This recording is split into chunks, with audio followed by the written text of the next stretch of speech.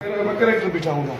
बिन खां पोइ छोकिरी असां एंट्री ॾेखारींदासीं उहा ईंदी ऐं ताड़ियूं वॼाईंदी ईंदी माना हुनखे ॼण पहुचतो हुनखे शाक छोकिरी खे लॻो आहे त माना हीअ सीन माना छा था मुंहिंजे लाइ ॻाल्हाइनि। अच्छा पोइ असां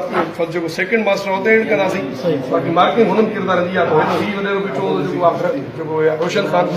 साईं हाकिम ख़ान मुंतफ़ा हूंदो छोकिरी खे असांखे बेग खां ॾेखारिणो आहे सही बसि इहो रस्ता रखूं तव्हांखे वॾा सीनियर आहियो ठीक है छोकिरी जी एंट्री हितो साईं स्थिति ॾेखारणी आहे त ईंदी ताड़ियूं वॼाईंदी शाक अची वेंदो सम्झे न हीरा न बि सभु कारा थी वेंदा हीरा तव्हांजो मार्क हिते आहे साईं तव्हां हितां सम्झो तव्हांजी पंहिंजो पहिरियों मुस्तक़बिल आहे जेको तव्हां पंहिंजी धीउ साईं खे ॾियण जे लाइ असांजो पंहिंजो साज़िश आहे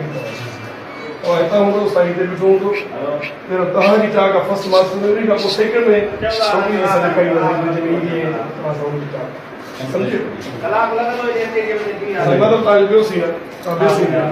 एनसी में छोकिरी ॿार पाइण आई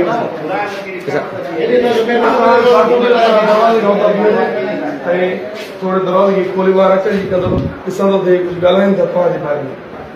तव्हांजे लाइ ग़लति प्लानिंग था कनि त शादी करण लाइ तव्हांखे ॾाढो शॉक हूंदो तव्हांखे तकलीफ़ पहिरियों हिनजो बीजो तव्हांखे ॿुधणो आहे उन खां पोइ जीअं तव्हांखे मां इशारो ॾींदुसि क्यों कंदुसि तव्हां निकिरी हिन जे ठीकु आहे थैंक यू सर।